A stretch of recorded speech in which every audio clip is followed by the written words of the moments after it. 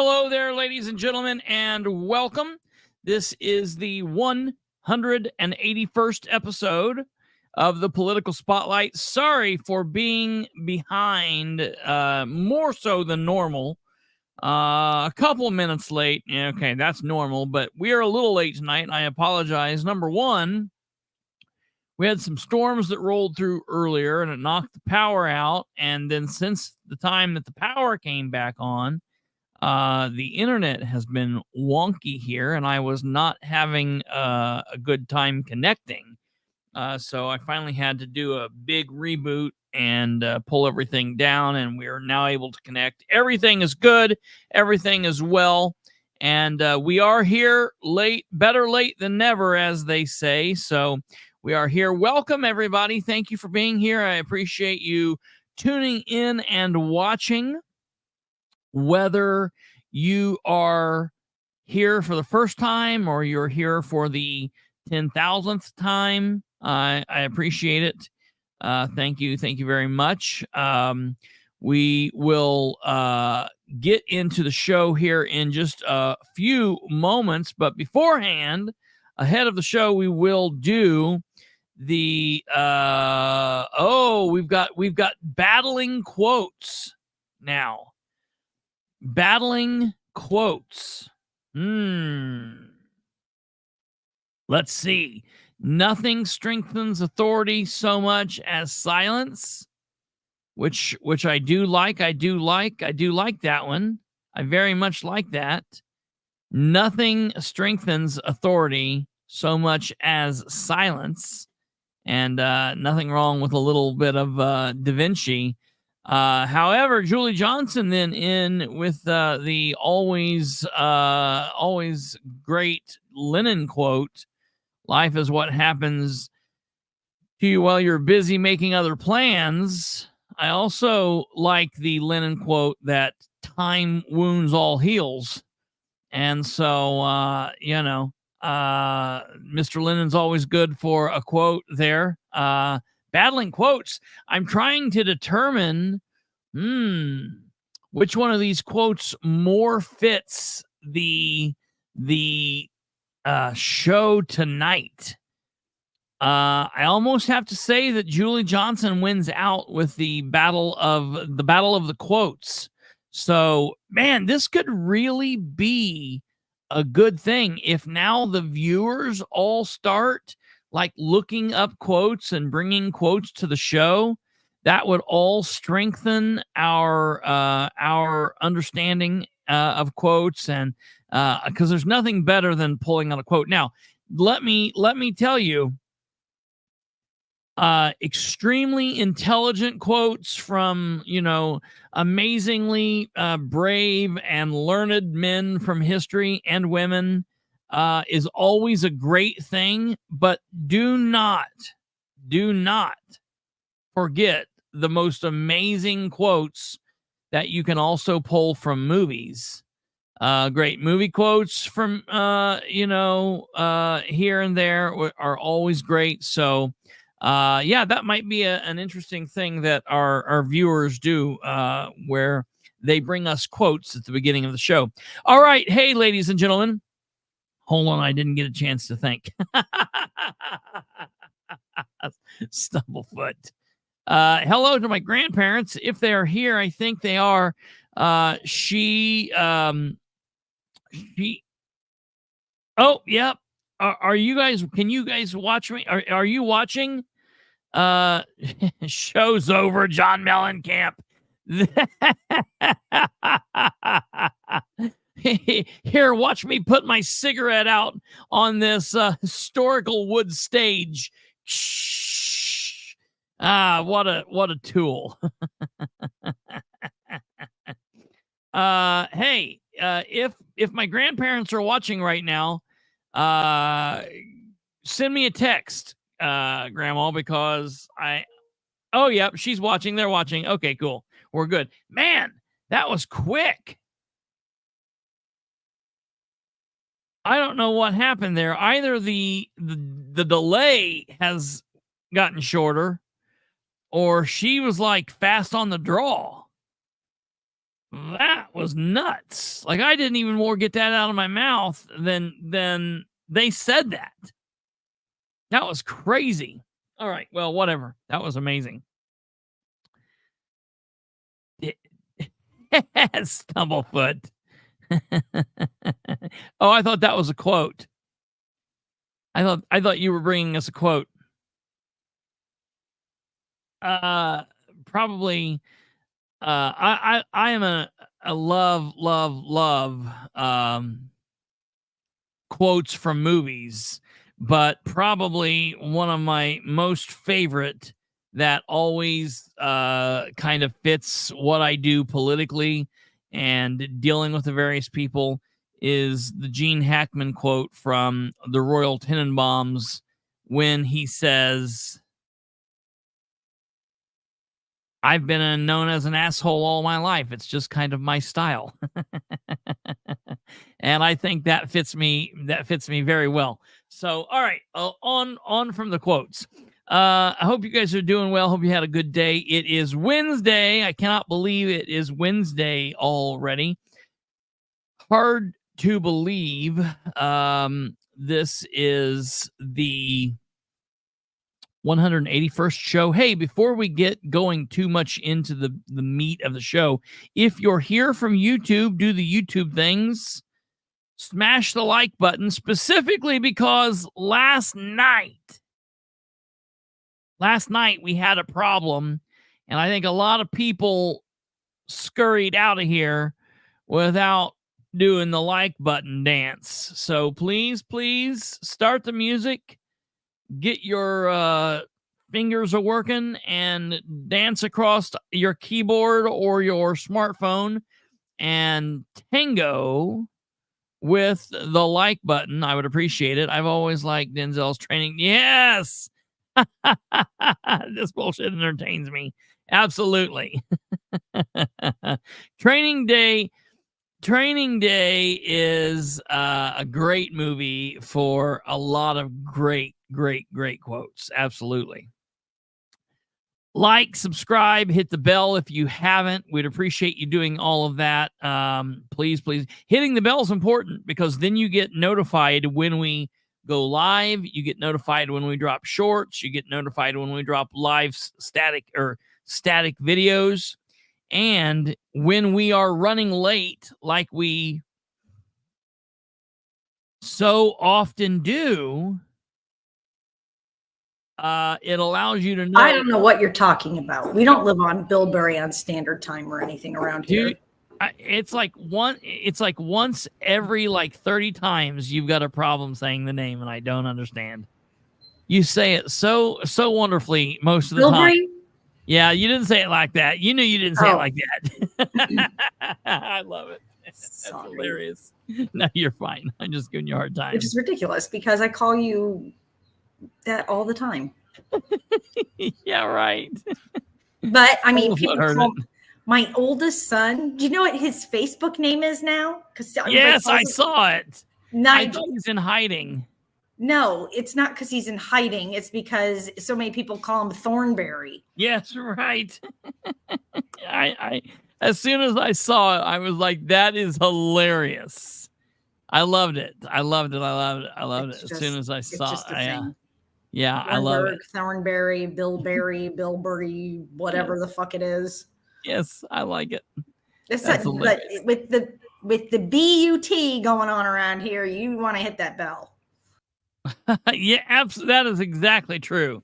Once you get through that, then of course, as always, if you're watching live, please chat over here with us in the chat box. We like to know what you're thinking, whether you agree or disagree. It's all the same. We love it. And then more importantly than anything, please,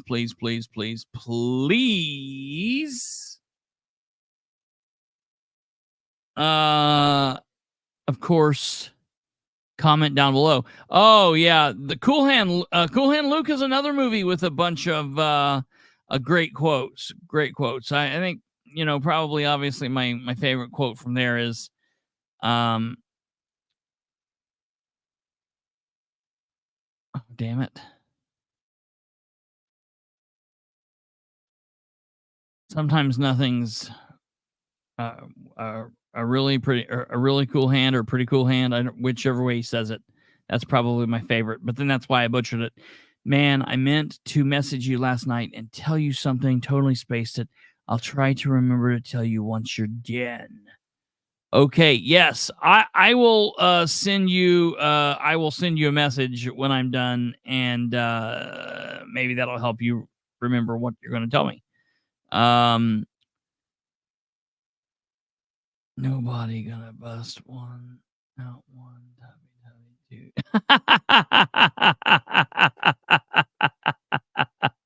That's amazing.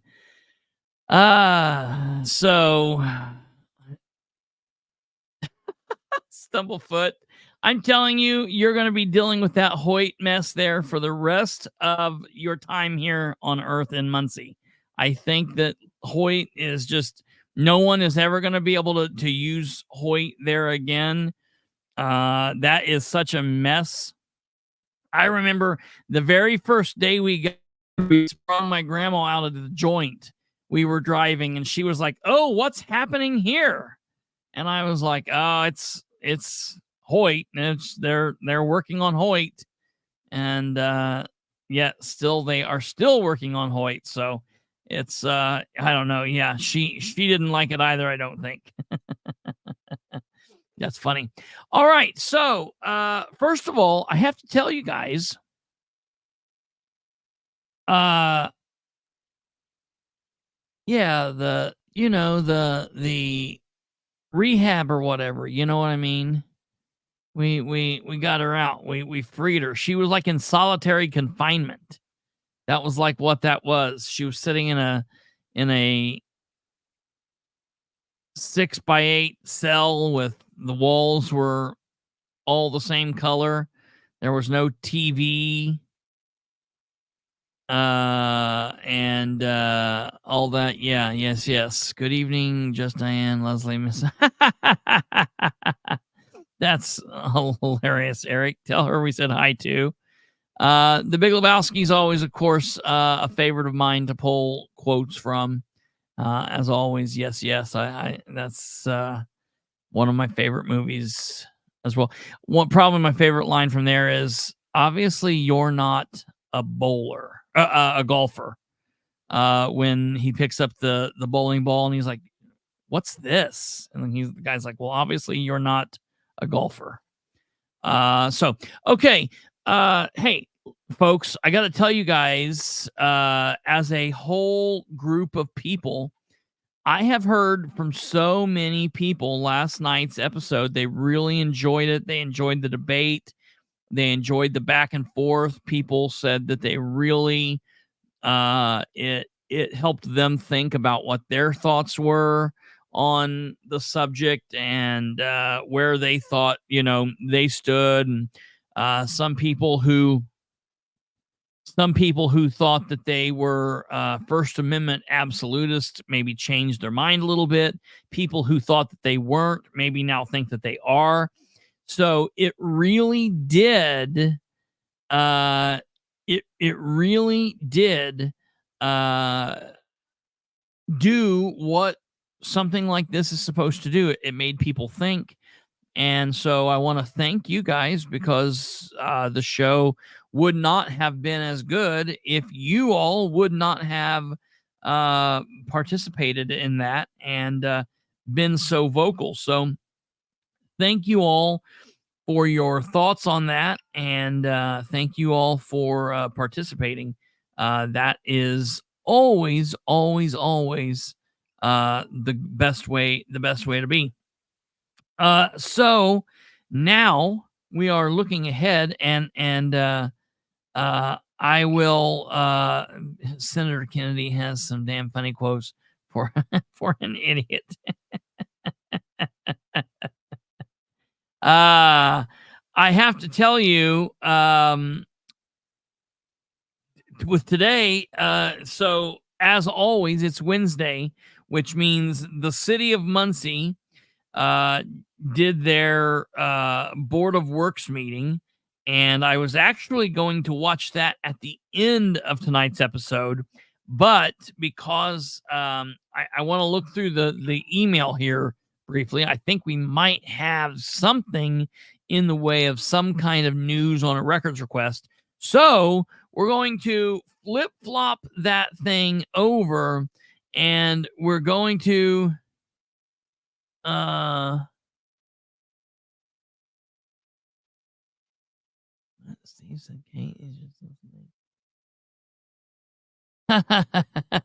yes. That's your marker. Yeah, please and thank you. What it says, don't be offended. That's your marker. He said it, please and thank you. What in the hell? All right. Let's move on here now to the Muncie Board of Works here and see what occurred. This is actually going to be the first time I watched this. I did not watch the Board of Works this morning. I started to, and then I thought, nope, I'm not going to do that. So here's what we're going to do. I want to first, we're going to watch the Board of Works, and then we're going to watch the mayor's community update. I think, ladies and gentlemen, he's just decided that he's going to do the Wednesday community updates, and they are done with the Dream with Dan's. So for all of those that have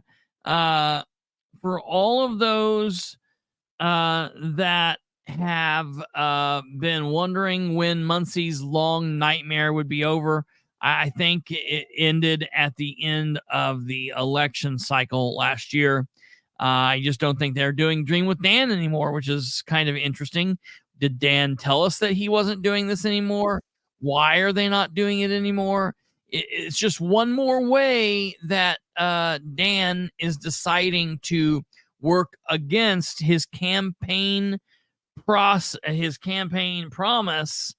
of improving communication. And as Kate said, Dream with Dan was always nothing more than a campaign stunt. That's absolutely true.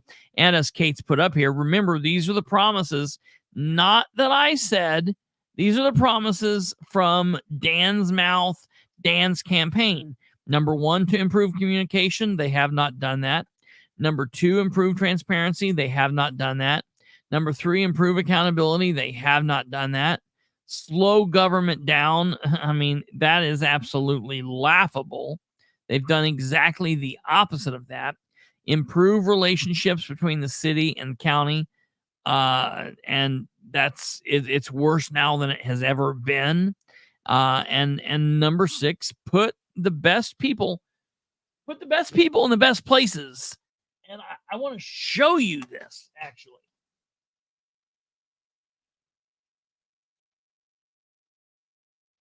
Can't have that happen. Those are glasses. I want to show you what putting the best people in the best places look like. Ladies and gentlemen, from January 2020 until this day today, this many people have either worked for and quit the mayor, been fired, left on their own, been moved out of a position that they were just absolutely the best for and put into another bizarre position, something of that nature. And I don't mean employees wise, I mean department heads. These are, and I forgot, I knew when I was making this list and making it out nice that I would forget the one person. So we do have I knew we had a full 20. What was the name of the gentleman who Dan? If Jackie's here, Jackie's going to have to help me with this. I don't know if she's here. Kate might be able to help me. What was the name of the gentleman? He's the construction guy. I always forget him and his wife's name. I was going to move into their apartments, and I, for the life of me, cannot remember. the gentleman who was on the board of works and said it might be better if they just killed all old people, and he got fired because he was an old person. And I was like, he's obviously not serious. He's an old person. You don't need to fire him for that.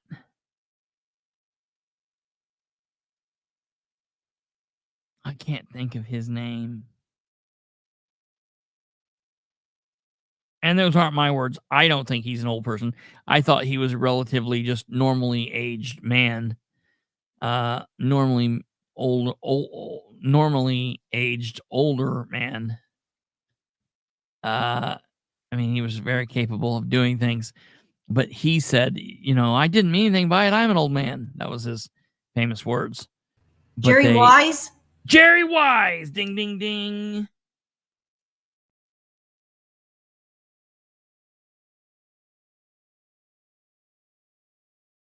So, we have now added on... Oh, yeah. Several of them have talked to me about Dan. Several of them have talked to me after the fact about Dano. Several of them. And you want me to tell you guys something? I'm going to tell you something that's going to be maybe a surprise. And people might recoil in fear when I say this. Oh, how dare you say that? But he is such a godly man. He is such a Christian. There's no way. Oh, I did a show back before the 2019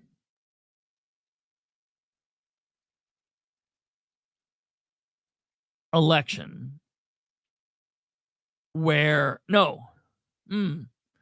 it was in between. No, that can't be right. Man, my mind is starting to go on me on that a little bit. I guess it would have been after Dan became mayor. Oh, I know right when it was. It was when the Tui pool situation was going on. I did an interview with an individual during the Tui pool fiasco. And that person knew someone who I also talked to this woman, me to her, her to me, spoke to her on the phone, talked to her a couple different occasions. And her claim to fame is that she had worked with, it's not a video, it's an audio recording. It's the old Perception is Reality audio podcast.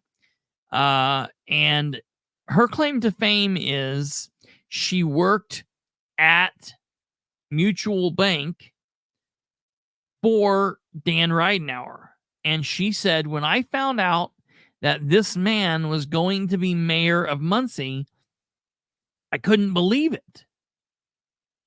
I honestly could not believe it. And I said, why is that? And she said, because he is the king of misogynists. And I was like, what? I mean, listen, I got to be honest. That just didn't make sense to me. That did not make sense to me. Because that does not seem like Dan. Dan does not seem like that. At first. And she said, yeah. She said he would very frequently put down and yell at women at the bank, would very frequently go above and beyond what it would need to take to either discipline someone or to get a point across, that he would frequently carry it way too far.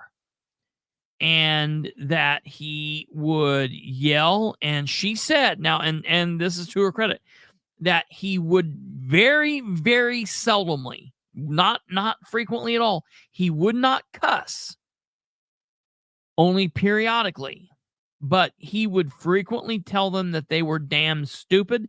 She said that was a word that didn't make, she's like, it doesn't work. She's like, you're I guess you're so damn stupid. But she said that was something that played in my mind. Quit being damn stupid. This damn stupid, or you're that damn stupid. She said that is something that he would say frequently. And she was like, I just could not believe that, here it was the late 20 teens and you've got a man talking to a woman like this. Yeah, right, Stumblefoot. And so, yeah, I just, it's just very, very strange, that was the thought. And I listened to what that lady had to say, and I just thought, okay, that's interesting. I didn't have any proof of that or whatever, but I will tell you, as we have now lived these last several years with him as mayor, I will tell you that I believe her.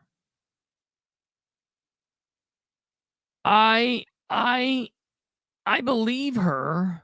I have talked to other people that have worked for him that says, yes, he puts women down. He, does this or, various things, yada, yada, yada. And so it's just interesting to me. But yeah, I have spoke to these people. Now, to let you know, the very last person that has left, just last week, we were talking about Adam Leach leaving.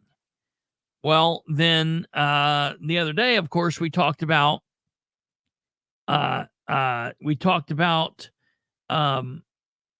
Katie Wolf, the animal director, the director of the animal shelter.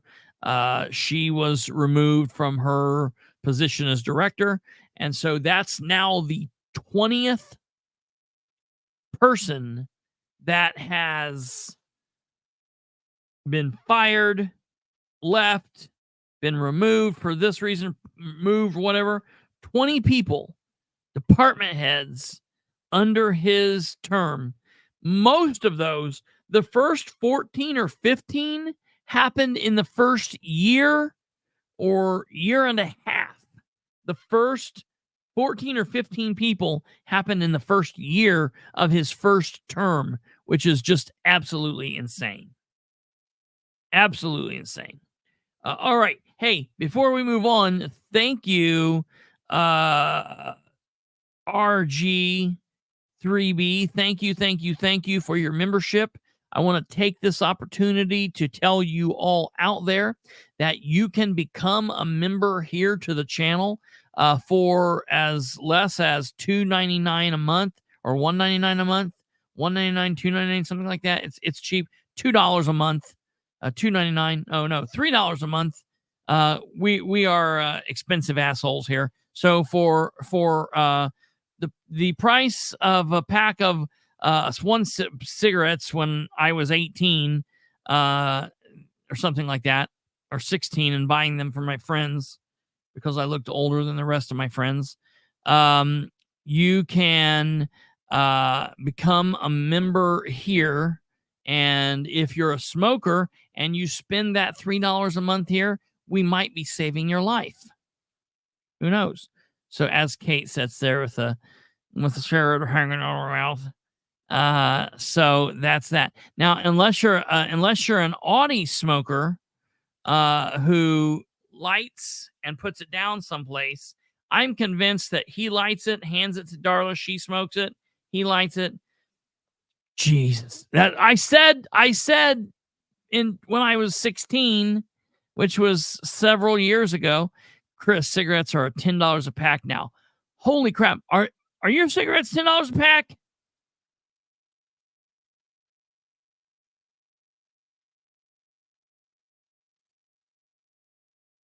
I now know why Audie works 20 hours a day. I now know why Audie has to work 20 hours a day, 7 days a week, because he smokes like 4 packs a day, at least.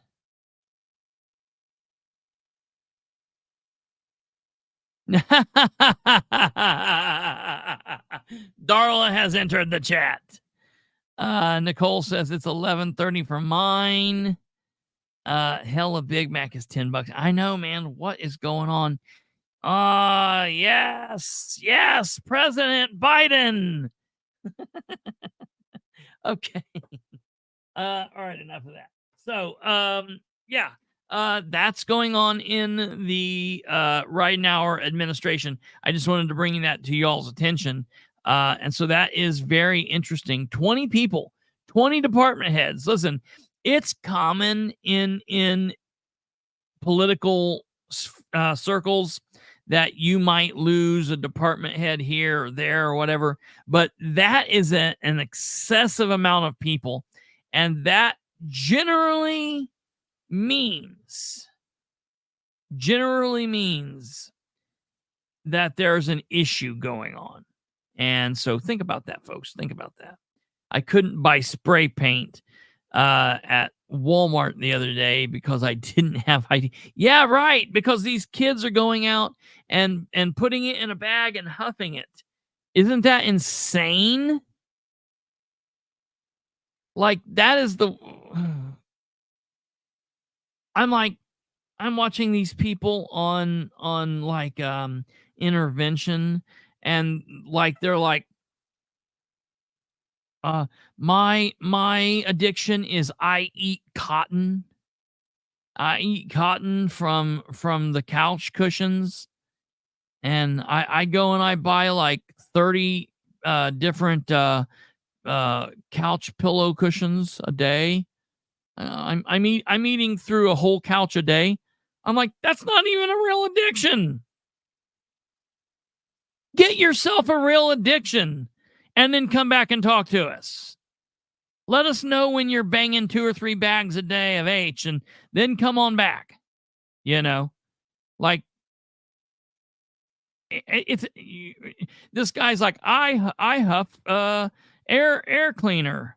Now, I'm telling you, we've talked about this before, because that air cleaner thing, that if they would put that ad in schools, I am convinced, I was going to say I'm convinced nobody would do drugs, but then I got to thinking it would probably lead everybody to do drugs, because that guy does the air duster, and then it changes the octave of his voice, and he went from being like, he looked like Dobie Gillis to the keyboard duster.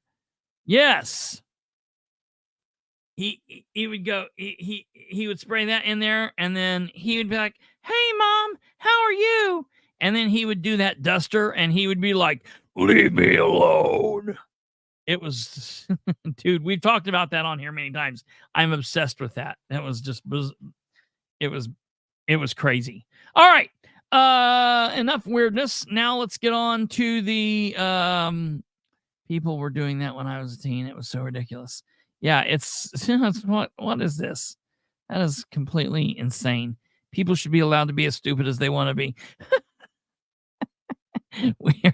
I don't know how we have made it through the YouTube terms of service. I swear, sometimes I wonder. All right, and now for another stupid event, the Muncie Board of Works meeting from today. Take it away. Yeah. Welcome everyone to the April again. Yeah. Welcome everyone to the April 17th meeting of the Board of Public Works and Safety. Please rise for the Pledge of Allegiance. Whoa, damn. She pulls out the whole name and everything. I pledge allegiance to the flag of the United States of America and to the republic for which it stands, one nation, under God, indivisible, with liberty and justice for all. Roll call, please. Beth Baker, Lola Maurer, Present. Linda Greger. Present. Thank you. Thank you. May we have consideration of the April 10th minutes? I move approval of the minutes as presented. And I will second. They need to fix this Any camera. comments, This camera's going out or questions from something. anyone? All those in favor signify by saying aye. Aye. Aye. Mr. Wright, Register of Claims, please. Morning. Good morning. Just wanted to review a couple claims with you. I sent the email out yesterday morning and then sent a revision out in the afternoon, just with the number of properties or lots that were on the title payment. We had a claim to Stryker for $58,555.20. Those were for a couple gurneys for EMS, and He reminds me of the principal from Teen Wolf. those things aren't cheap. They're pretty expensive. We did have a purchase for $217,199 for a dump truck for the street, and did our usual. Hey, Robert. Yeah, dude. You are free to contact me anytime you please. I mean, did that rhyme? I think it was kind of like that. You are more than welcome to do that. There is no problem doing that. That would be just fine. I am putting my phone number up on the screen here. You are free to contact me if you need. I think you've got my number, but if you don't, there it is. Give me a call, and that's no problem. You can call me whenever you need. Call me in the morning. Call me tomorrow. Call me tomorrow night. Whatever. Give me a call whenever you want. That's my number, right? 9796. Yeah, that's my number. Okay. It looked weird there for a second. I don't ever call myself, so that looks weird. Okay, but yeah, going back, this guy looks like he always reminds me of the principal in the Michael J. Fox Teen Wolf movies. Healthcare, and we did a second run on utilities. So, and with that, I'll just open it up to any questions. Linda, any questions? I have none. All right, I have none either. And I have a motion to approve the claims. I move approval of the claims as presented for $594,029. And I will second. Any comments or questions? Oh, it's not. Okay, great. All those in favor I guess signify by saying aye. I'm wrong. Aye. Aye. All right. Thank you so Thank you. much, Greg. We have no unfinished business on the agenda. For new business, we have a street closure application. If there's anyone here from Game Changers for the RC May Day car event. Hi. Hi. You'll please state your name. My name is James Nichols. Okay. I am the founder of the Game Changers. I'm a lifetime resident of Muncie, Indiana. I first want to apologize for being late on that filing. There's a miscommunication on our end, but that's just a mere excuse today, but You're good. apologize. Can you please tell us a little bit about the event? Just a mere It's a car show, bike show. We just try to raise money so What we is can it? do things for the community. This will be our third one. Our first year, I believe we helped 10 families with their Christmas. I think we had 10 for Thanksgiving. Last year we had 15 for Thanksgiving and 12 for Christmas. Nice. Good. And this is for May 4th with a rain date possibility of May 11th, Yes. correct? And being so late on that, I did talk to the fire department and the Mhm. police chief will leave open an emergency lane just in case they need to go through there. So is this a parade or is it just a Just a parked car show? parked car show. And this is on 8th and Elliott 9th. 9 there. a.m. to 5 p.m. Right there in the Ross Center Mhm. area. Well, we hope you have good weather. Yes. I No hope need so, for a too. rain date. Do I have a approval Yes. for the event? I move approval of the parade permit, street closure. And I will second. Any comments or questions? Okay. All those in favor signify by saying aye. Aye. Aye. All opposed? There's nay. All right. Thank you so much, and we'll have the papers for you afterwards. The next is a street closure application for Cal's Barbecue and Catering at the Bloom downtown. Hello. Good morning. Back again. Back again. Back again. How you doing? I'm Clayton Lindsay. And can you tell us a bit about the event? Oh, actually, it's we started just now starting down there about a month ago, Okay. and we'll be down there all the time now. So we're just going through a little trial thing, trying to get familiar with the neighbors and make sure all the smoke ain't running nobody away and everything's okay before we make everything permanent. All right. Any idea timeline of when you can be permanent? No, we're actually waiting on Danielle for that. So she's got to talk to someone, and I guess Okay. after that we'll know from there. All right. I just hate that you're having to come back all the time Yeah, I know it. to do this. Yeah. It's no fun. Yeah, Linda. And so this is for 7 a.m. to 7 p.m. Yes, for ma'am. the street closure. I see you, Linda. All right. Okay. Do we have a motion? Yes, I move approval of the street closure for Cal's Barbecue. And I will second. Any comments or questions? Yeah. Hearing none. All those in favor signify by saying aye. Aye. Aye. All right. And we will have the paper for you after All right, the meeting. thank you. Okay, great. And I believe we have some bids to open.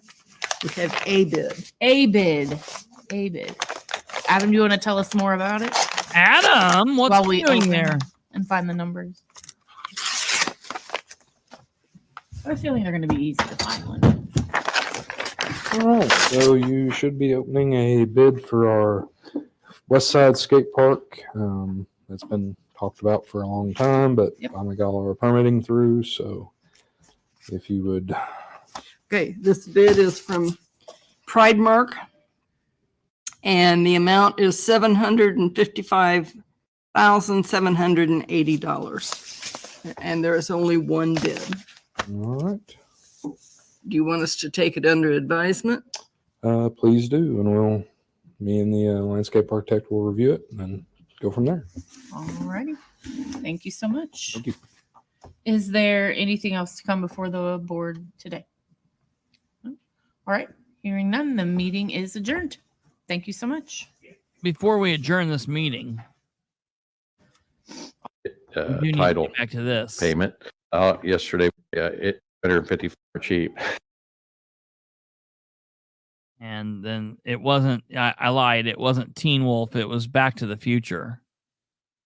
And right actor, wrong movie. So here is Michael J. Fox with Craig Wright in walking down the hall of his class with his girlfriend, the wrong girlfriend, not the one from the later movies. But here is Craig Wright with his bow tie before he gets ready to walk into the Board of Works meeting and ask for money by the hundreds of thousands. There he is. I'm telling you, every time I see him, that's who I think of. Yeah, Adam Leach always sounds like an annoyed teenager when he talks to the board. Every time I've heard that man talk, he sounds like that. It's not just when he talks to the board. It's when he talks to the city council. It's when he talks to people in the public.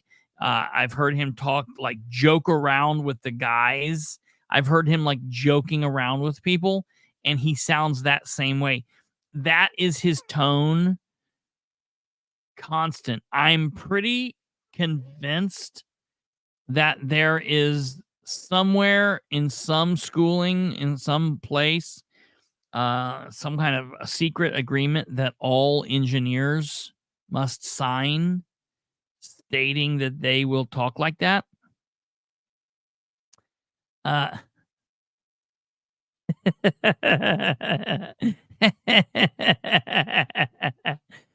My brother sounds like that. And so I don't know. If only we knew any engineers, we could have to find out. Adams acts like he's tired of repeating this shit 3 or 4 times. Absolutely. You know what, Stumblefoot? Probably because he is. Because they've already done it. They've already said it. And he's like, ha, ha, ha, ha, ha, look, Kate. How dare you? I'm kidding. We love our engineers here. My brother's an engineer, so I get it. I get it. It's not something that they can help. It's some kind of genetic. You're not an engineer because you went through training. You're an engineer because you were born that way. Engineers are born, they're not made. I think I tried to save it a little bit there at least. So, all right. Yeah, that was the Muncie loves him enough that they pay him $450,000 a year. Civil engineers don't talk like that. That's what he is. That's what he is, kind of.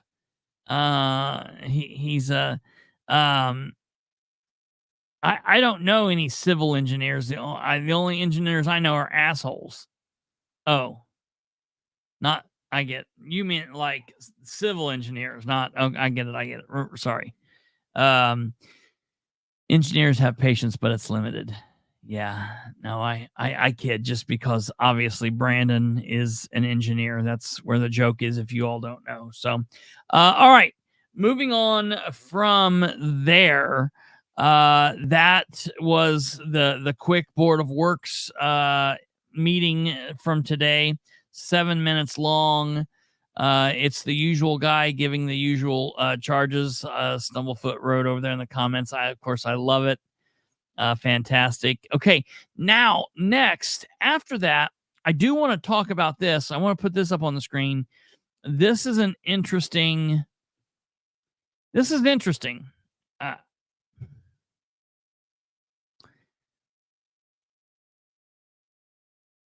I don't know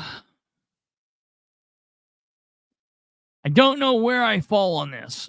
So this is the City of Muncie Mayor, obviously Dan Ridenour, and one of the deputy chiefs over here, and then like a sergeant, I think, and then 2 women. And this says, our 2 Muncie police social workers started with MPD this week. Kayla Trumblow, second from the left, is an LMSW with degrees from IU. Which is licensed mental health worker. She has 3 daughters and loves football. And then right here is Dr. Sally Archer Jones, second from the right, is a licensed clinical social worker and a PhD who has lived in Muncie for 7 years. She loves spending time with her family and dogs. Both are excited to build relationships with the community and help build Muncie's police social work program with a strong foundation. They will assist, especially on calls that involve mental health needs or substance use.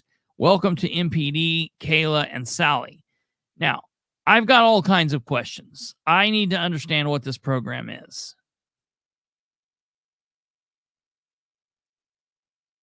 I need to figure out what's going on here.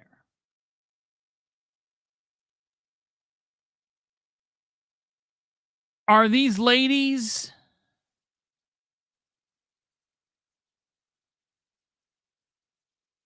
are they going to go through a 40-hour pre-basic and become reserves? Or are they going to go through the actual academy and become full-time merit police officers?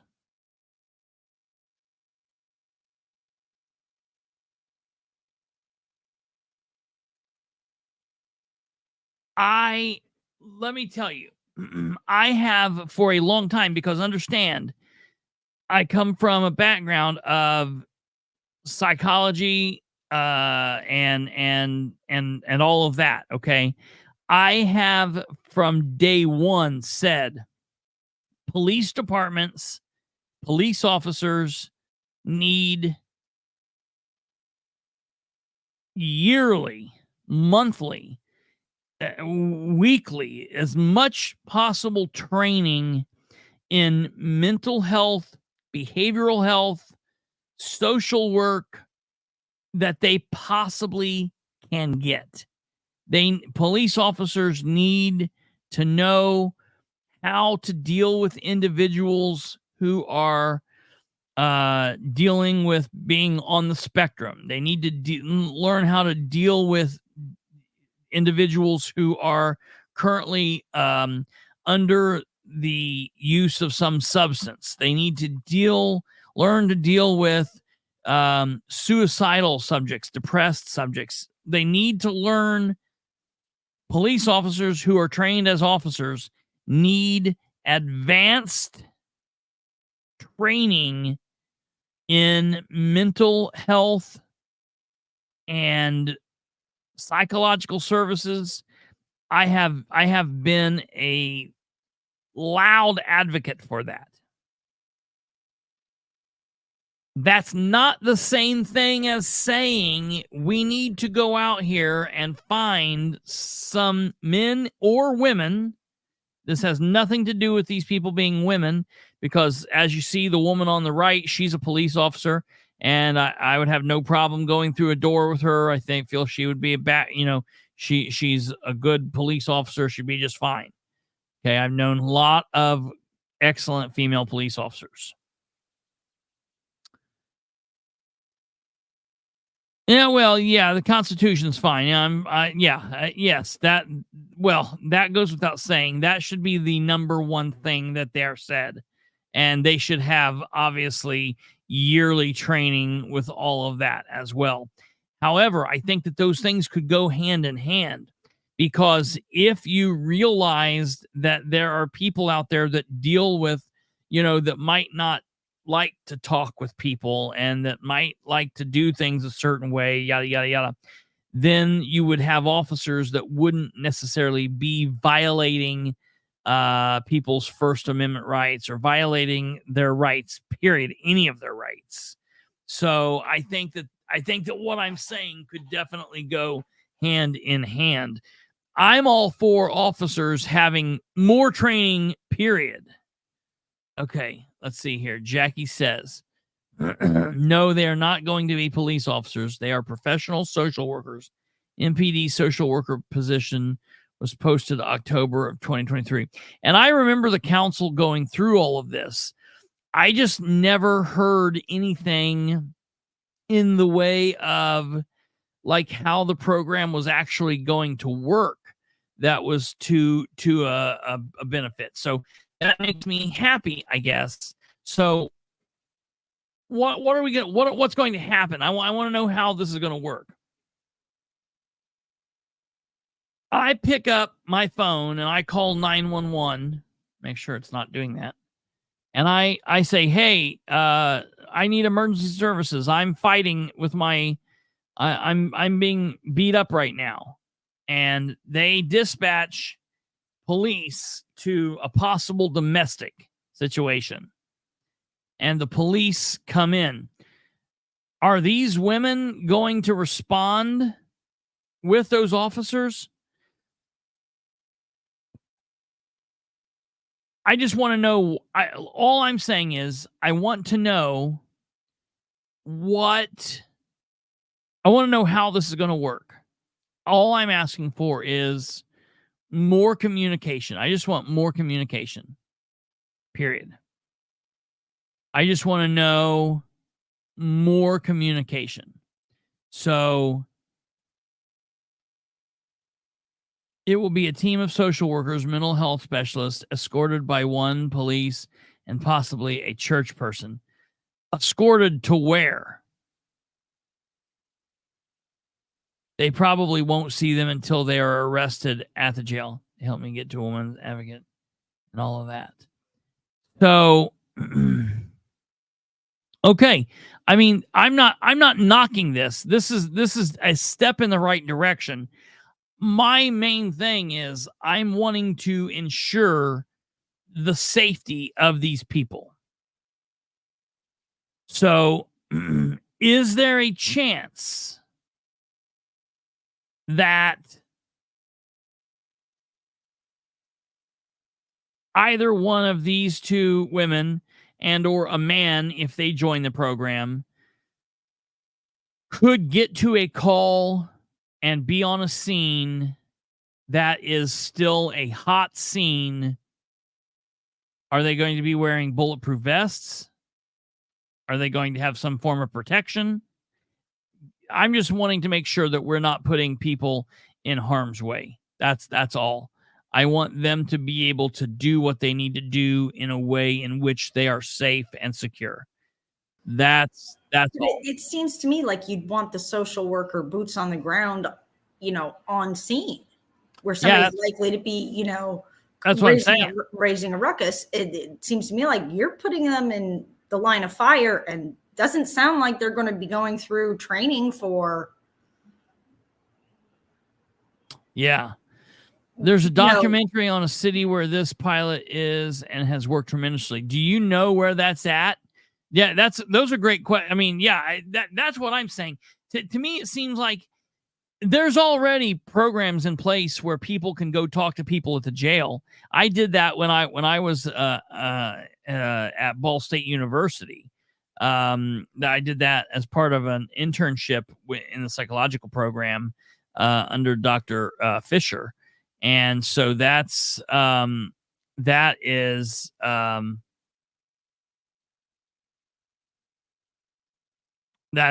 really cool. What, like they do that. However, in this situation, it sounds like you would want these people to be at those hot situations. In that case, I just want to know what we're going to do to make sure these people are protected. The head of it won a Person or Woman of the Year award. All right, yeah. If you can send that to me, that would be very cool. I would like to watch that. And that's the other thing, Stumblefoot.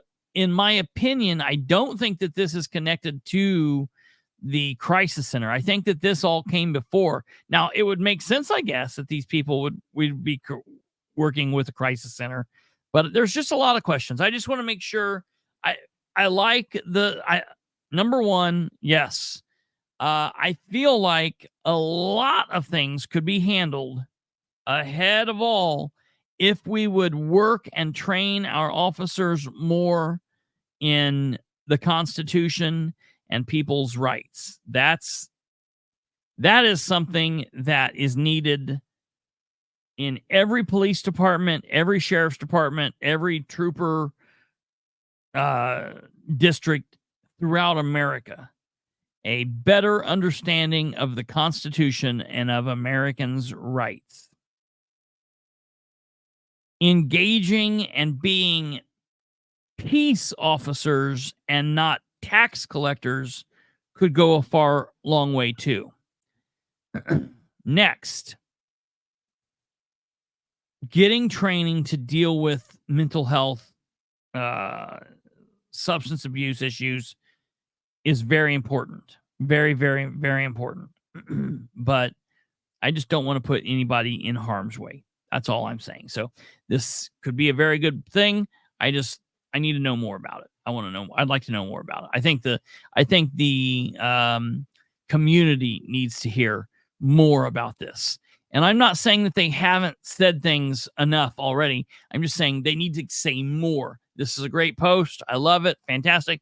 Look, I'll even go here and I'll heart it for everybody so you guys can see it. Look, I hearted it. It's fantastic. I just want to hear more about it. Okay, now moving on, we're going to go up here now to the Dream with Dan. Perfect weather on the eclipse. Oh, good. We're still talking about that. It's not the Dream with Dan. No, it's I don't know why I keep saying it. That this is the weekly. Yeah, it's not the Dream with Dan. They don't do that anymore. This is just the weekly community update thing that he does sometimes weekly and then other times not weekly. So, okay. Without further ado, ladies and gentlemen, Dan Ridenour. Hey, Muncie. Dan Ridenour here, your mayor. Today is Wednesday. It is April 17th. And we got the numbers back from the eclipse. We had perfect weather on the eclipse and then torrential rains after the eclipse the rest of the week. But we did get the numbers in, and it looks like we had just shy of 30,000 visitors to Delaware County who came in to see the eclipse. I hope you were all able to be a part of that and see it either with your family or with other groups. Now pause. That's really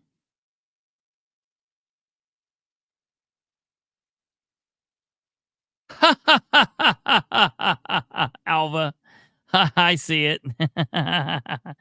Alva thought that they had a police officer who was working on getting more knowledge about substance abuse, and they fired him. Am I correct on that? I like it, Alva.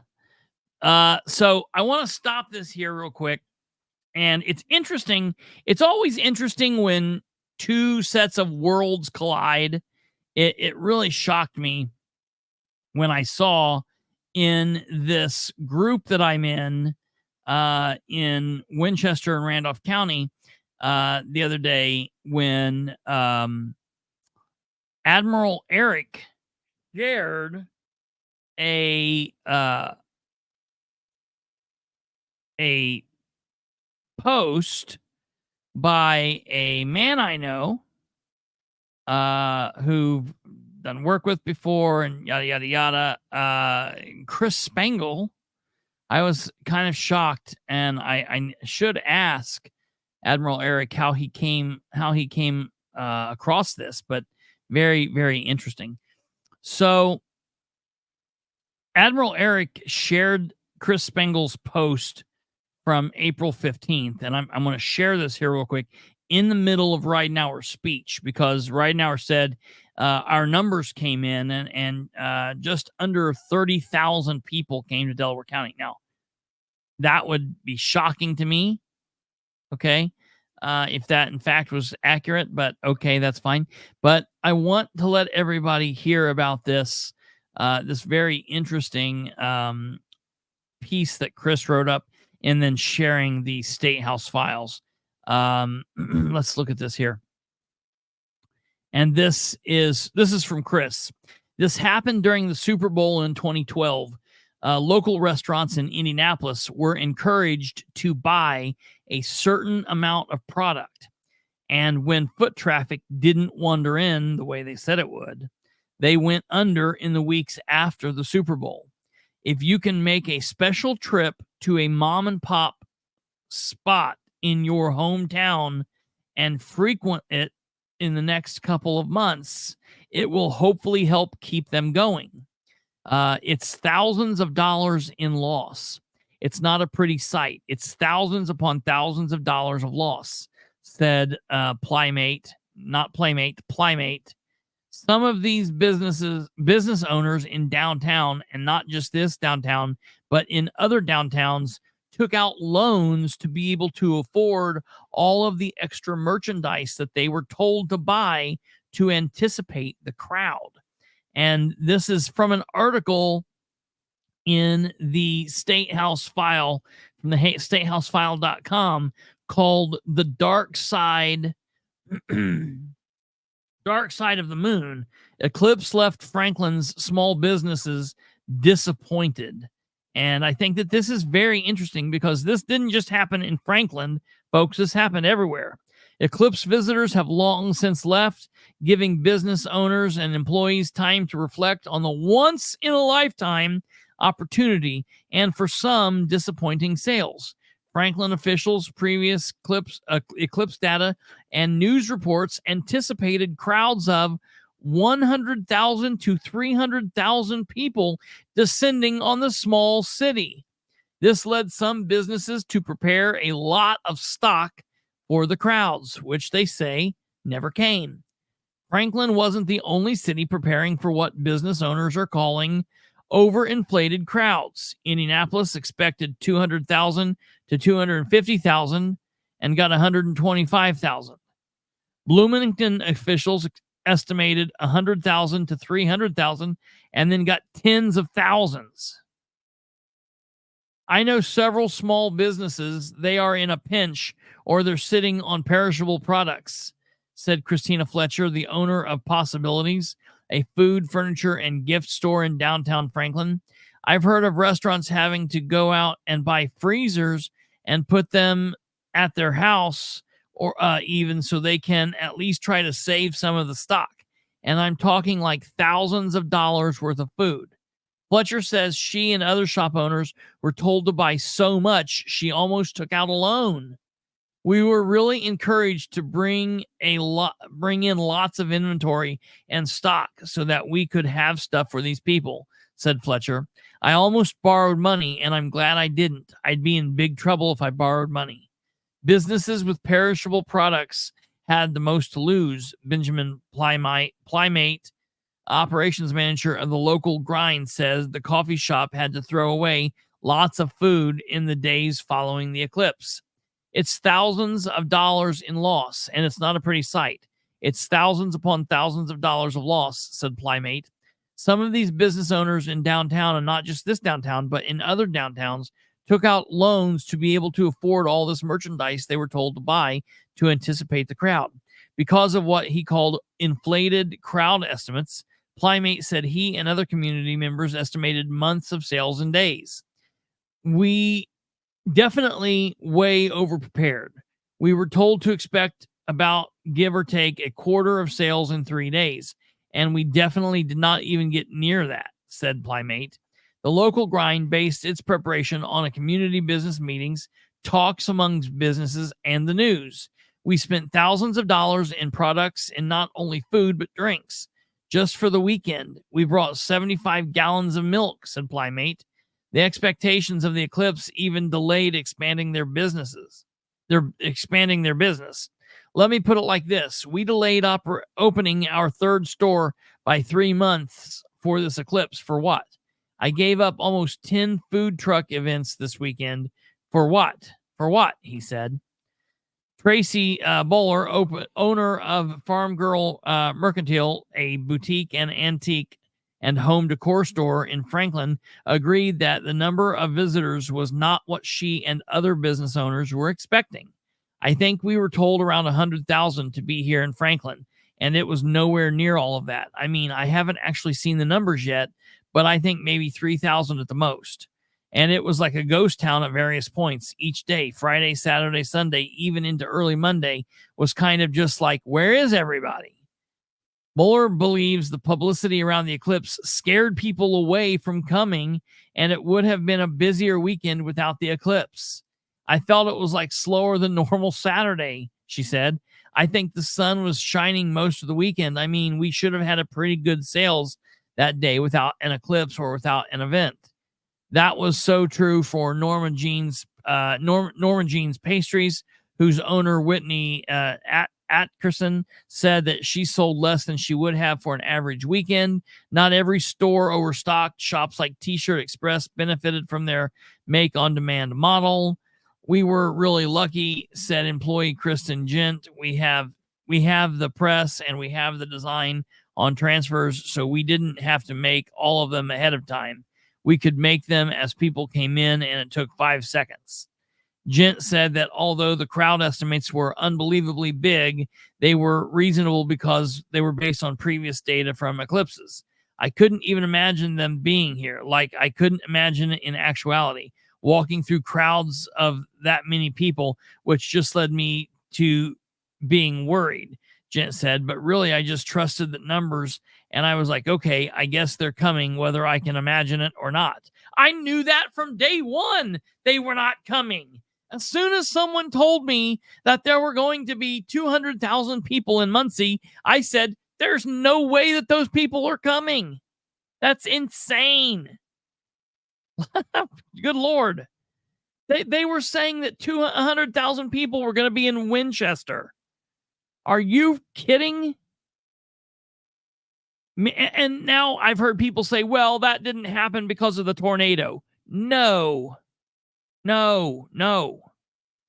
Many business owners believe the hypes are what? Winchester didn't have events planned.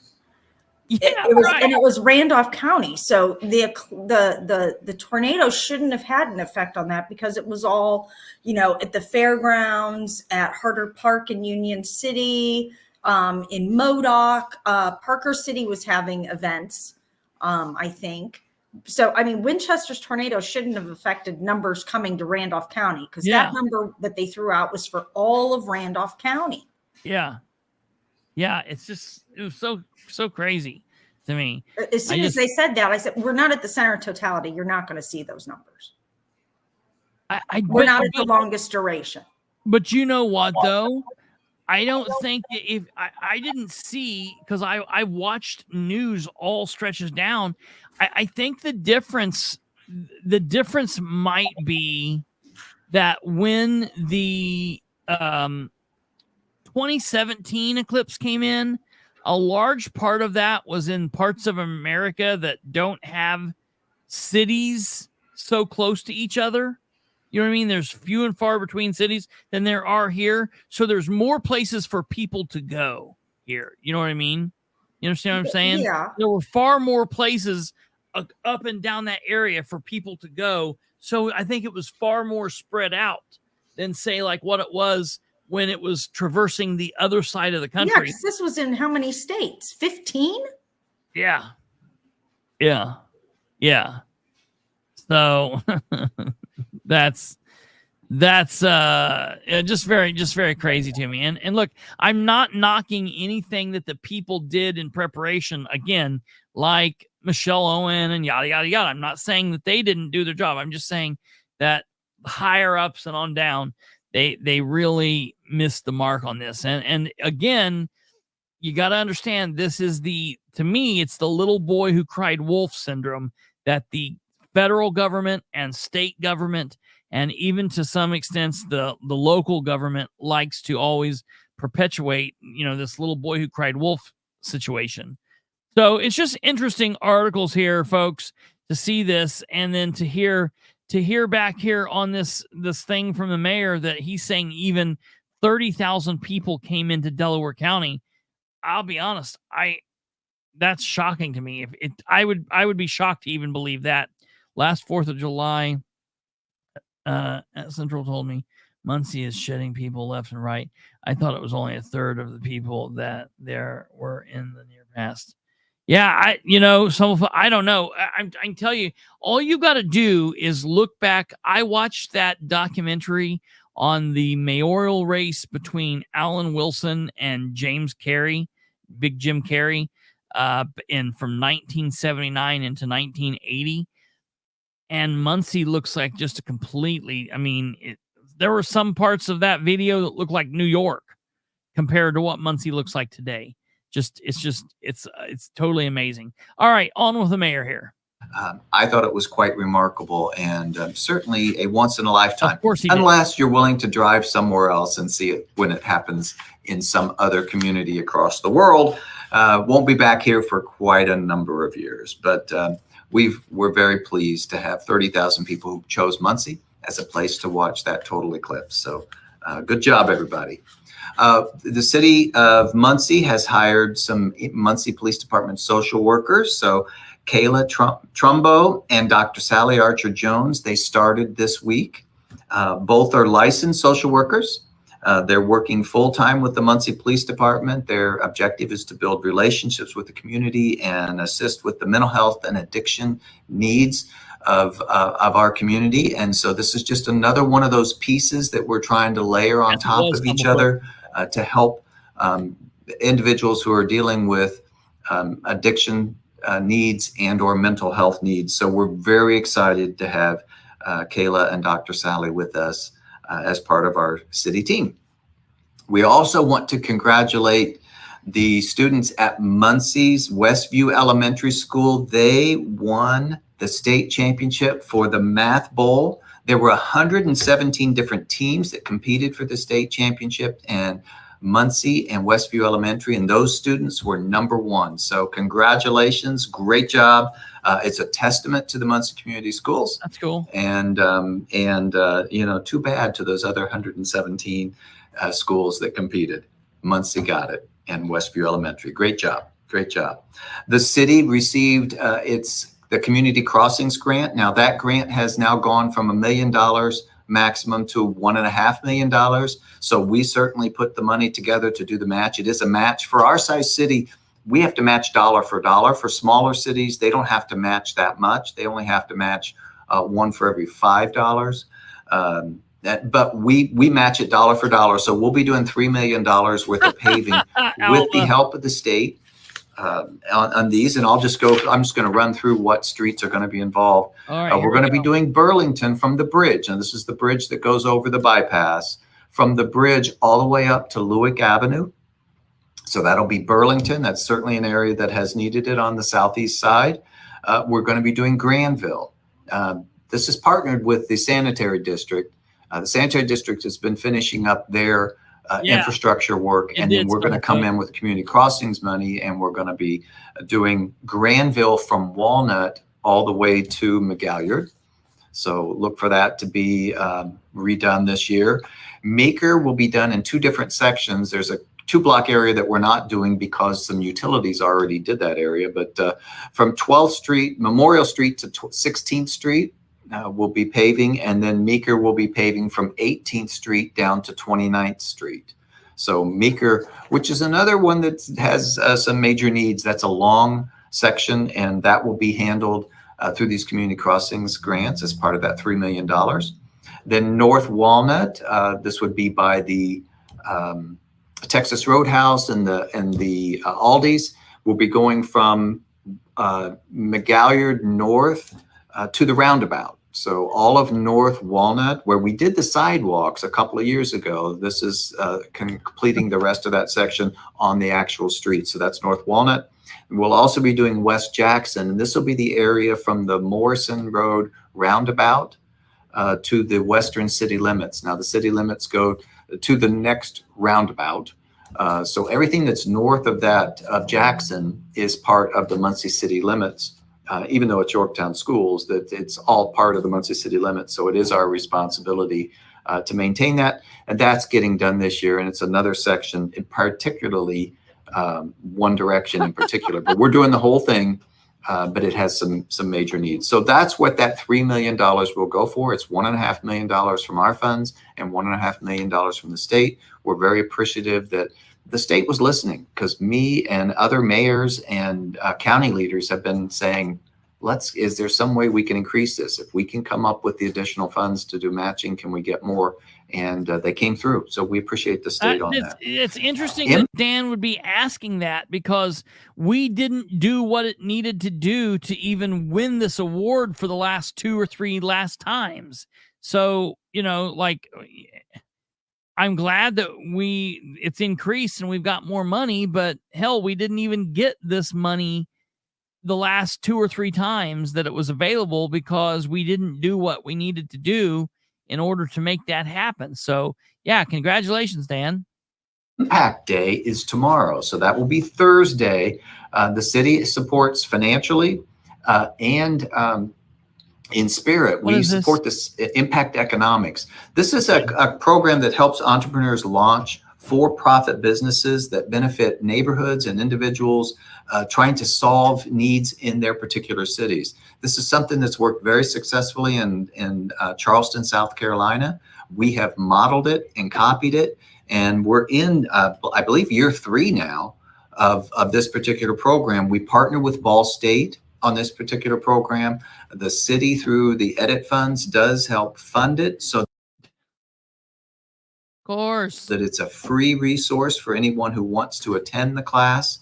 And they are I think the class has ended for this particular term, and there's going to be a free session to hear more about that coming up on Thursday at 4:30, and that will be at the BSU Alumni Center. So we're appreciative to all those who are part of that, and really excited that I believe between 7 and 9 businesses have already started off of this program. We want to be an entrepreneurial hub, and sometimes you have to start with one step and then another step and another step, and that's what we're working on doing.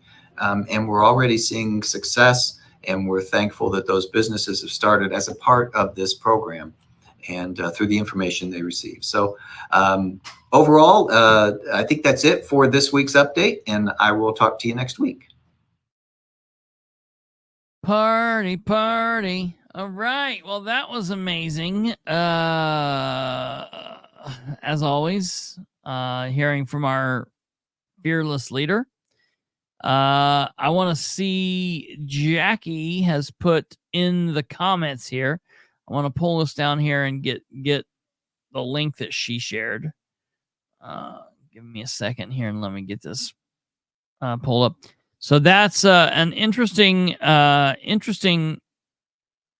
little community screechings from the mayor. Oh, hold on here. Facebook is getting so much more frustrating to deal with.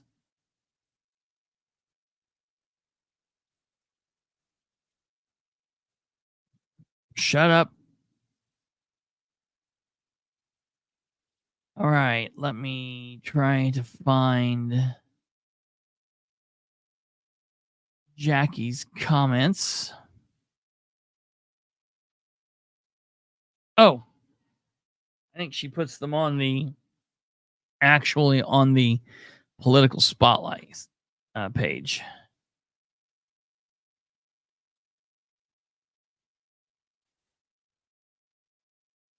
Nope, I can't get them there. Well, I'm going to have to find out another way to get them.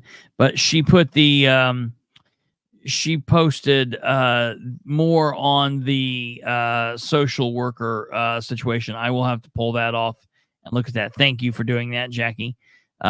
She also has posted Dan update, which 7 businesses have benefited from the impact program. I'm sure there are many citizens who would like to utilize the businesses, services, products to contribute to their growth. Yeah, things like that seem like they would be very beneficial to know. And so when we don't get that information, maybe I'm a conspiracy theorist, all right? And I'm sorry for being this way, but being around Dan from the election through his win, through his first 4 years till now, has taught me to believe nothing he says, question everything he does, everything he says, and all of his motives. And if I don't do that, I usually get burnt. There have been very few and far between times that I have thought something, questioned what he's actually said or done, and it's come out to hurt me. Very few and far between. There have been a few things I've been wrong on, but normally when I question Dan, it turns out that was the right thing to do.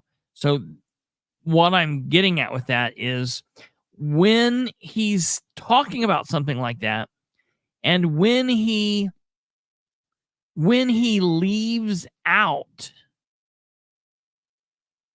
such a simple, basic information, such as what Jackie's asking for there, it causes my brain to say, why? Why not just tell that information? Is there something going on that you are like, well, if I don't say it, we don't have to own up to it? Why is that? Maybe I'm wrong. Maybe it's just he forgot to, but like always that's like saying knock knock, and then you say who's there, and I say orange, and then I just walk away. It's like Dan tells most of the joke and then walks out of the room before he delivers the punchline. So it's like, dude, tell us all the information or don't tell us anything, I guess. It's just so strange that he does that. Let me see here what got sent my way.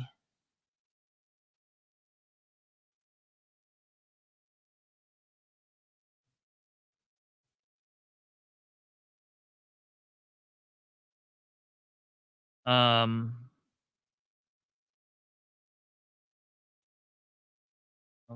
No, that wasn't.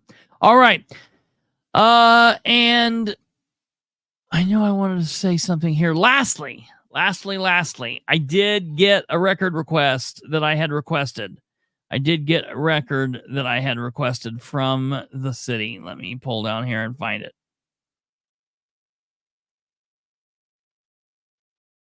Well, we'll see.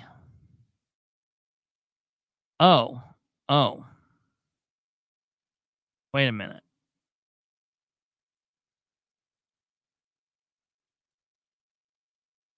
Okay. This is going to be interesting. Let's see, can I spin this around?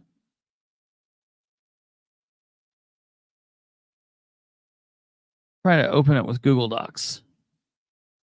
All right. So, ladies and gentlemen, I in the last couple of weeks, several weeks by now, I have requested a couple different documents from the city of Muncie, and you may all recall this.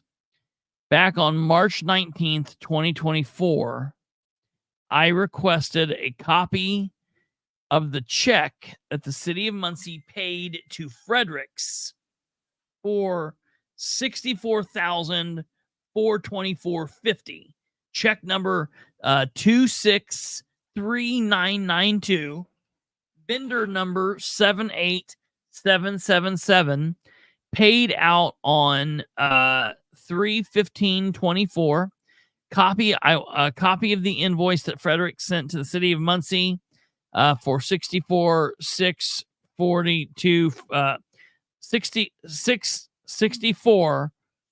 $424.50 is what I wanted. A copy of the invoice. I wanted a copy of the check, an itemized list of what that $64,424.50 was for, and a total accounting of the total amount of money that the city has paid to Fredericks for the crisis center from 1/1/22 through 3/19/24.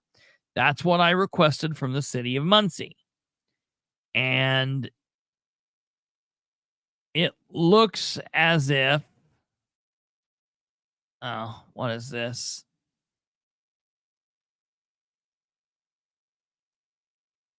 That's nothing. Hold on. I didn't do the right thing.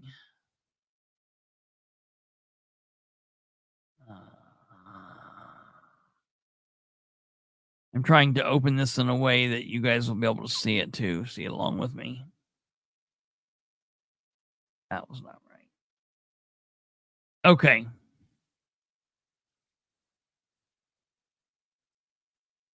So let's get this figured out, how to get this opened here. Can I spin this around somehow?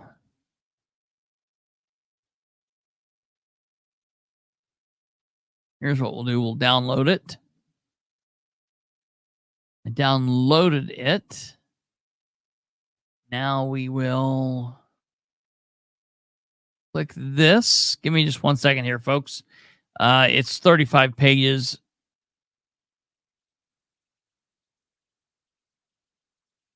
Oh, this is how we'll do it. This will be easy then.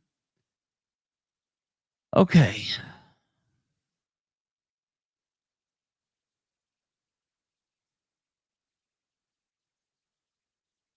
So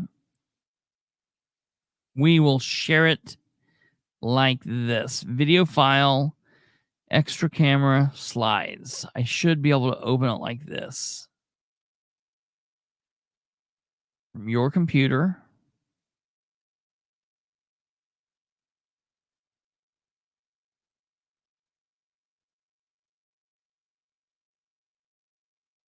Oh, yeah, right here. Look.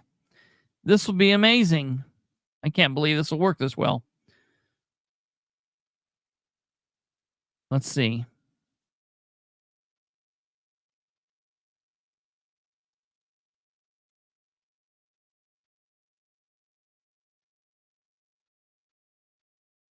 damn it.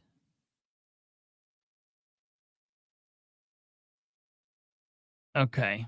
Well, let me go through it like this. Give me a second.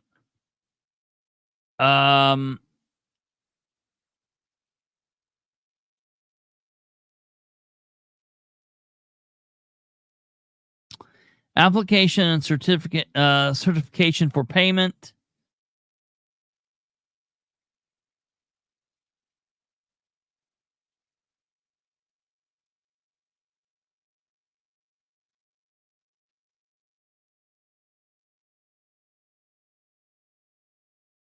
I'm trying to get this spun around.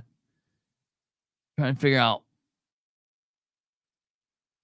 how I can get this.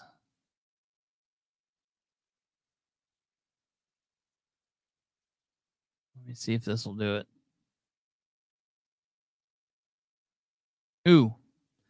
This might be it right here.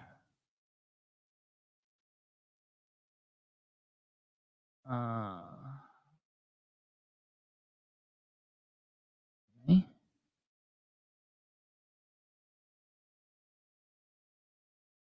Open. No, that's not the right thing. Download.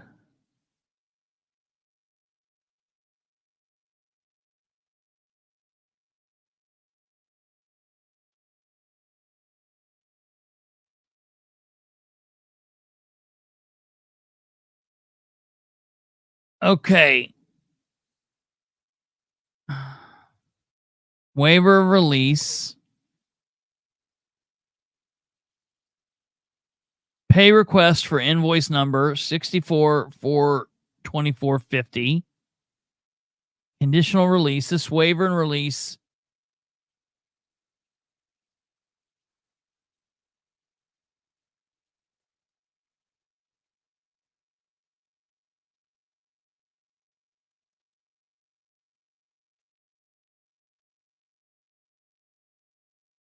Okay. Let's see what this is for. Crisis center, contractor, owner agent.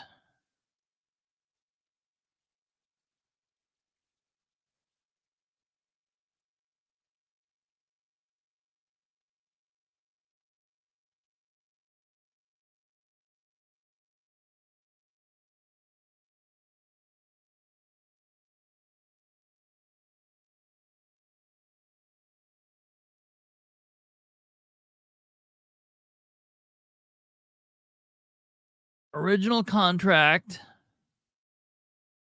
Net change by change orders. Okay.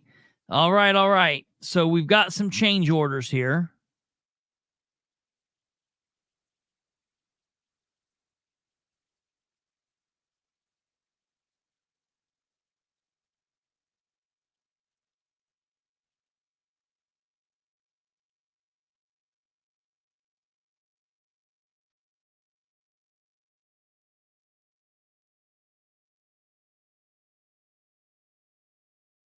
I'm trying to figure out a way. I want to make this to where we can see it, where we can all see it.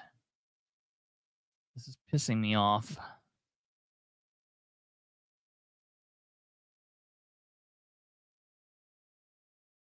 Bear with me here, folks. I'm sorry. I'm trying to make this to where you guys, where we can all see it without breaking our necks.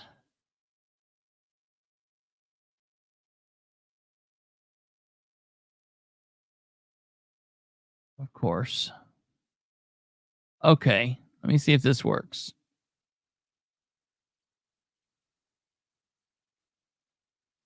Oh, look at this.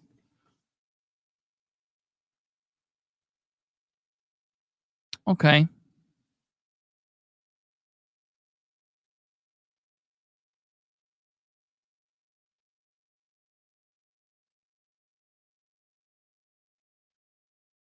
So, all right, here's what we're looking at. City of Muncie, change order summary, additional. All right, let's look at what this is. Approved this month, number 1 and number 2. Change order number 1 was for $3,000. 5140. Change order number 2 was for 70,889 for a total of 73,940. Net change by change orders. The undersigned contractor certifies that the best contractor's knowledge information is belief the work covered in this application for payment has been completed in accordance with the contract documents, that all amounts have been paid by contractor for work. Okay, let's see what the change was. What was the change? Does it not tell us?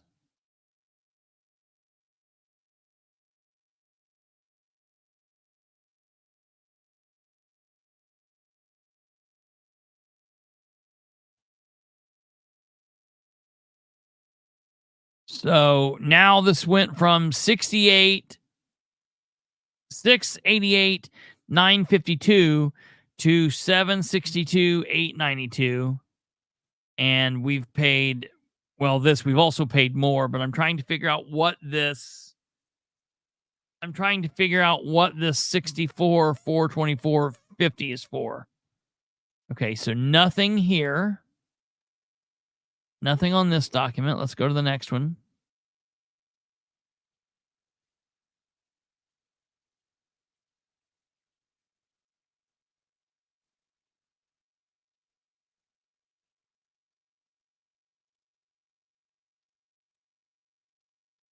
Pull this down here real quick. Give me 1 second.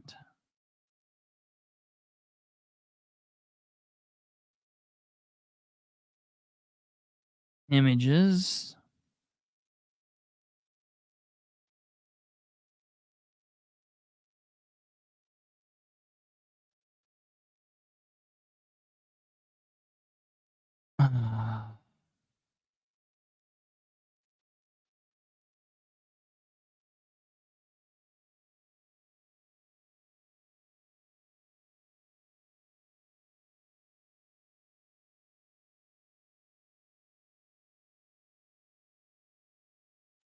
Okay.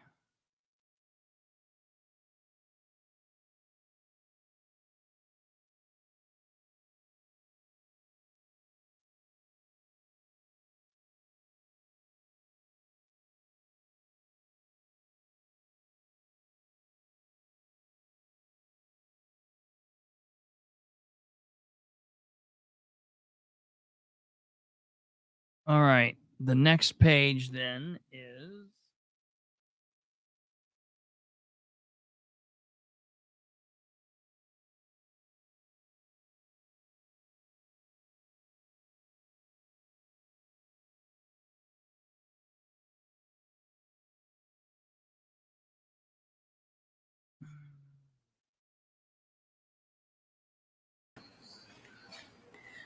Did they happen to include who voted on the change order? that's what I'm hoping this thing will show here. I've got them all loaded up to the screen now.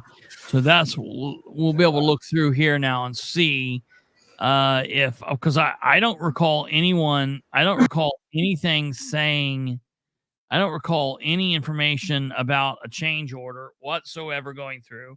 I don't remember that ever demolition. Okay, let's see here. This is going to see landscape. Okay, right here. Look at this. Concrete pour. So item number 6, concrete pour. I don't know if that was 14,780.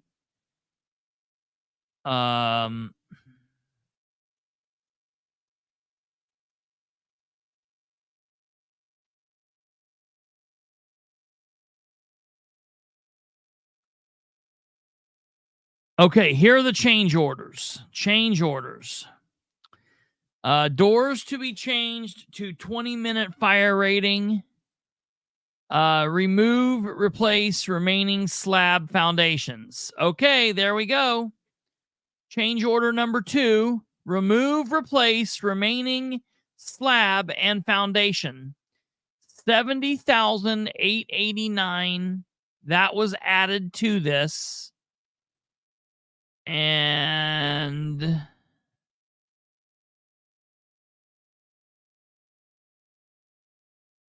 We'll have to find out when that change order went through.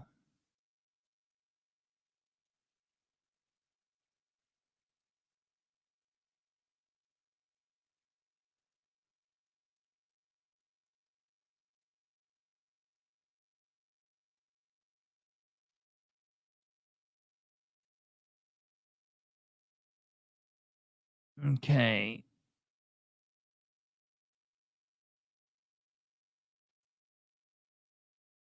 There's the thing that we've already looked at. There's the thing we've already looked at.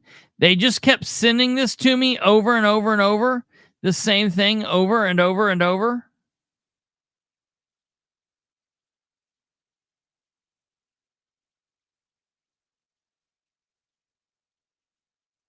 Okay, here is...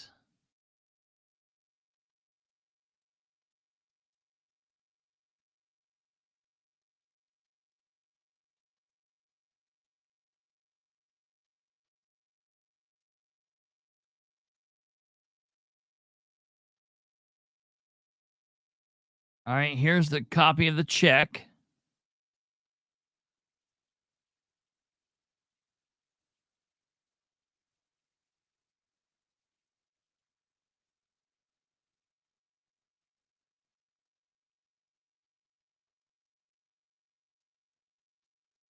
Oh, and that's all. Let me see if that's all they sent me. So yeah, we have no clue. We have nothing that shows when that was approved.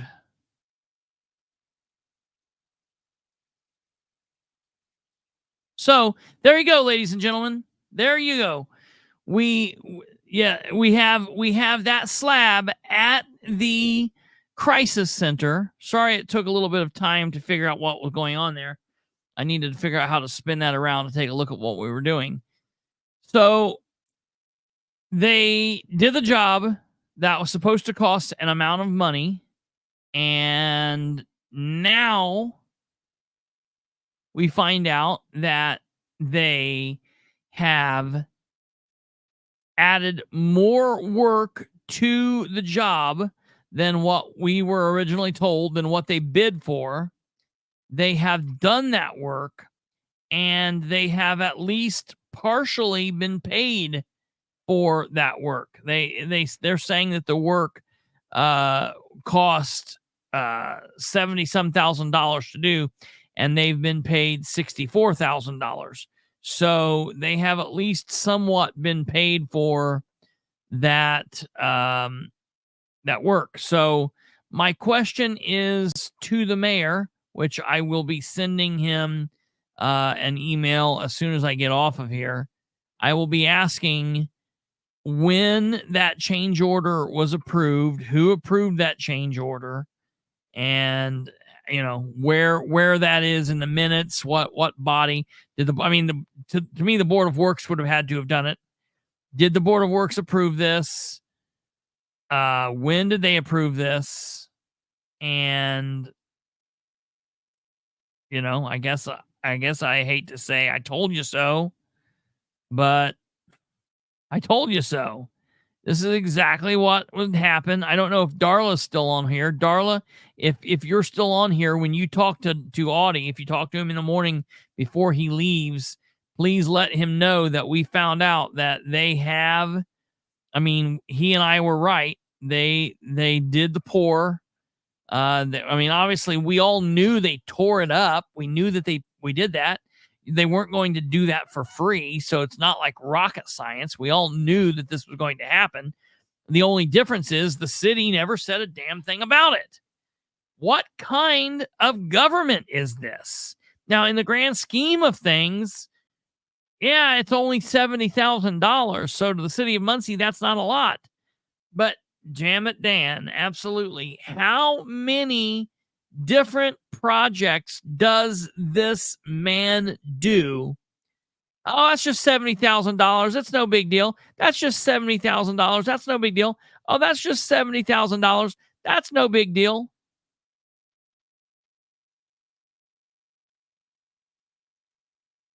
Yeah, he'll just pay it out of edit.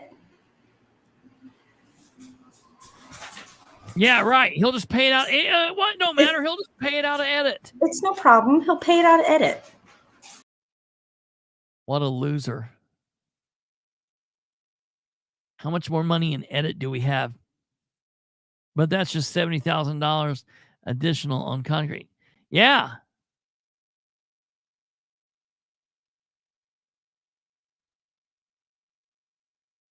Yeah. It does. Yeah. Right. That's exactly right, Alva. That's absolutely right. I mean, that what I hate about this is I requested this documentation on the March 19th. It should have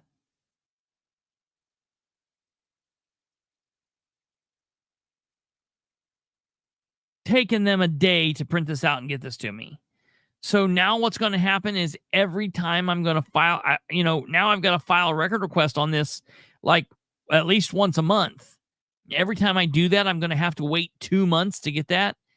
That's ridiculous. So, for example, the other day, Adam Leach's contract changed. We know it changed. I asked Ridenour before he even knew it. I brought it to Ridenour and I was like, hey, by the way, this is getting ready to happen with Leach. And he's like, what? And then it did. And he's like, wow, how did Bilbrey know? And I asked him in that email, hey, could you just provide me that contract so I don't have to go through the nonsense of the record request? And Ridenour didn't say, no, you got to go through the process. He didn't say, yeah, I can do that. He didn't just send it to me. He didn't say hi, bye, or kiss my ass because he won re-election. He's not running for another re-election, and he does not care, does not give a damn. He's going to do what he wants to do. He does not have to answer to me. He does not have to answer to you. That's weird. Like Kate and I said that at the same time. That's weird.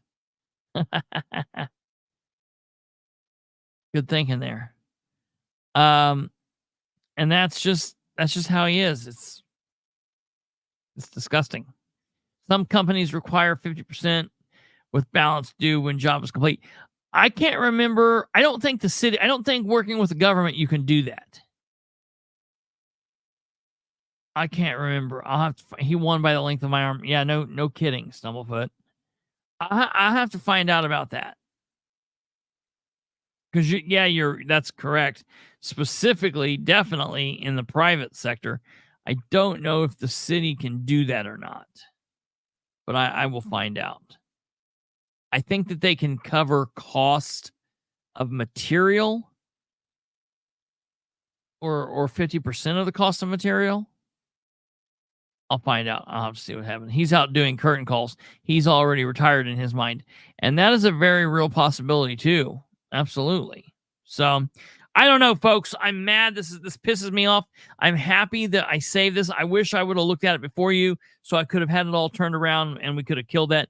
Believe me, I'll go back and edit all of that craziness out of here. So when people watch this, all they'll do is they'll see the nice new point when I say, all right, let's look at this. And then we'll look at it and we'll see it. So we'll cut all that part out. But, sometimes you guys win for watching live and sometimes you lose. It's a big thing. Yeah, that's definitely true about the 50% thing. I just can't remember if the city does that or not. Shit, my daughter's boss still waiting on $9 million from the United States government for a job that they did on the Navy base. Yeah, dude, listen. I'm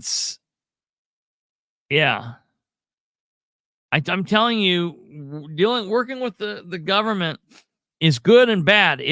You're guaranteed you're going to get the money, but as far as when you're going to get it, that's another thing. All right, ladies and gentlemen, I appreciate you watching. Thank you all for being here. obviously as normal. I'm going to ask on your way out, if you haven't already, that you're going to go do all of those cool YouTube things over here. Like, subscribe, hit the bell. Thank you for those that commented. And if you're watching this on repeat, please leave a comment down below. Let us know what you think, how pissed off you are about this change order business, and we will follow up with this. You guys are fantastic. Thank you for everything. Stay safe. Have a good evening. Have a great, great, great Thursday. And we will see you back here tomorrow at 9 p.m. Eastern. We will be on time tomorrow, God willing, and we'll go from there. You guys have a wonderful evening, and that's it. Good night. Goodbye. Bye.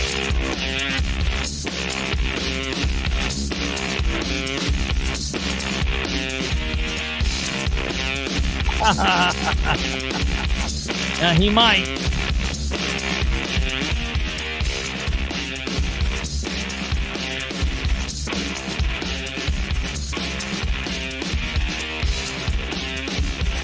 Oh, very good, Alice. Thank you.